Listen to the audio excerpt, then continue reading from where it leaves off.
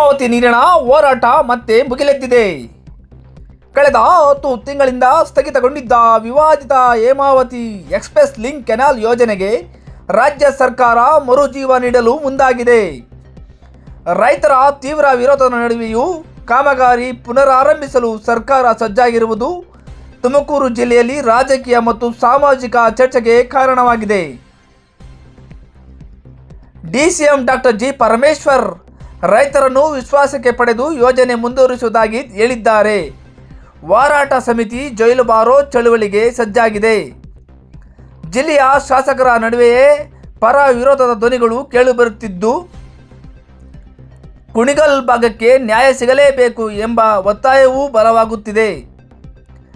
ಈ ಕುರಿತು ನಡೆದ ಸಭೆಯಲ್ಲಿ ಕರ್ನಾಟಕ ರಾಜ್ಯ ರೈತ ಸಂಘದ ಜಿಲ್ಲಾಧ್ಯಕ್ಷ ಎ ಗೋವಿಂದರಾಜು, ತಾಲೂಕು ಅಧ್ಯಕ್ಷ ವೆಂಕಟಗೌಡರು, ಜಿಲ್ಲಾ ಸಂಘಟನಾ ಕಾರ್ಯದರ್ಶಿ ಅರಳ್ಳಿ ಮಂಜುನಾಥ್, ತಾಲೂಕು ಪ್ರಧಾನ ಕಾರ್ಯದರ್ಶಿ ಜೆಸಿ ಲೋಕೇಶ್, ಬಿಜೆಪಿ ಮುಖಂಡ ಎಸ್ಟಿ ದಿಲೀಪ್ ಕುಮಾರ್, ಜೆಡಿಎಸ್ ಮುಖಂಡ ಬಿಎಸ್ ನಾಗರಾಜು, ಮಾಜಿ ಸೈನಿಕರ ಸಂಘದ ಪದಾಧಿಕಾರಿಗಳು, ದಲಿತ ಸಂಘಟನೆ ಮುಖಂಡರುಗಳು, ವಿವಿಧ ಹೋಬಳಿಗಳ ರೈತ ಮುಖಂಡರುಗಳು ಭಾಗವಹಿಸಿ ತಮ್ಮ ಅಭಿಪ್ರಾಯವನ್ನು ವ್ಯಕ್ತಪಡಿಸಿದರು.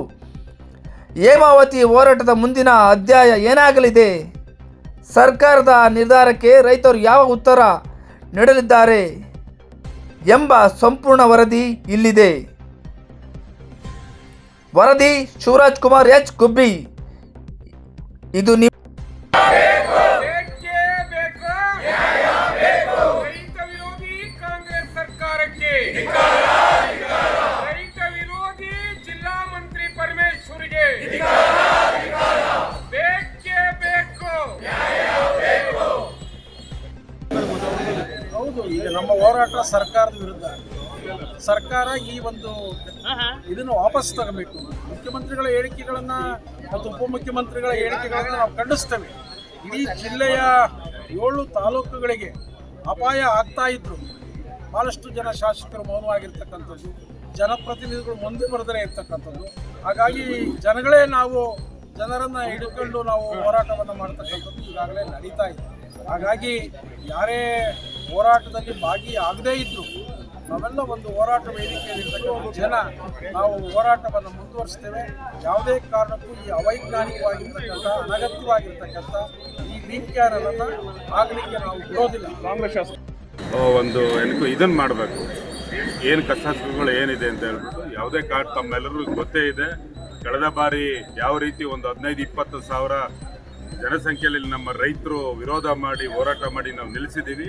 ಈಗ ಮೊನ್ನೆ ಕೊಟ್ಟಂಥ ಸ್ಟೇಟ್ಮೆಂಟ್ಗೆ ನಾವು ಇವತ್ತೆಲ್ಲ ಮುಖಂಡರುಗಳು ಸಭೆಯನ್ನು ಕರೆದು ಮುಂದಿನ ದಿನಗಳಲ್ಲಿ ಏನು ಮಾಡಬೇಕು ಅಂತ ನಾವೆಲ್ಲ ಪೂರ್ವಭಾವಿ ಸಭೆ ಮಾಡಿದ್ವಿ.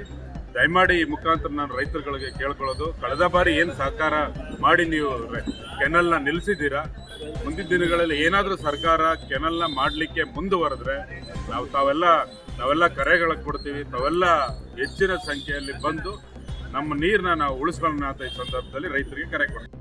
ಕೆನಾಲ್ ವಿರೋಧಿ ಹೋರಾಟ ಸಮಿತಿ ವತಿಯಿಂದ ಪೂರ್ವಭಾವಿ ಸಭೆ ಕರೆದಿದೆ. ಯಾಕೆಂದರೆ ಮೊನ್ನೆ ನಮ್ಮ ಜಿಲ್ಲಾ ಉಸ್ತುವಾರಿ ಸಚಿವರು ಮತ್ತು ಉಪಮುಖ್ಯಮಂತ್ರಿಗಳಾದಂಥ ಪರಮೇಶ್ವರ್ ಸಾಹೇಬರು ಹೇಳಿಕೆ ಕೊಟ್ಟರು, 1 ತಿಂಗಳೊಳಗೆ ಕಾಮಗಾರಿ ಶುರು ಮಾಡಿ ಕೆಲಸ ಮುಗಿಸ್ತೀವಿ, ರೈತರು ಮನವೊಲಿಸ್ತೀವಿ. ಪರಮೇಶ್ವರ್ ಅವರು ವಾಸ್ತವ ಸ್ಥಿತಿ ಅರ್ತಿಲ್ಲ. ವಾಸ್ತವ ಸ್ಥಿತಿ ಮಾತಾಡಬೇಕಾಗುತ್ತೆ. ಕಳೆದ ಬೇಸಿಗೆಯಲ್ಲಿ ಎಲ್ಲ ಬೋರ್ಗಳು ನಿಂತೋಗೋ ಪರಿಸ್ಥಿತಿ ಬಂದಿದೆ. ನಿಂತೋಗಿದ್ದು ಮತ್ತು ರೈತರು 15 ದಿವಸದಲ್ಲಿ ಹಾಹಾಕಾರ ಉಂಟಾಗಿದೆ. ವಾಸ್ತವ ಸ್ಥಿತಿ ಅರ್ತು ಜಿಲ್ಲಾ ಹಿತದೃಷ್ಟಿ ಮರೆತು ಹೇಳಿಕೆ ಕೊಡಬಾರ್ದು.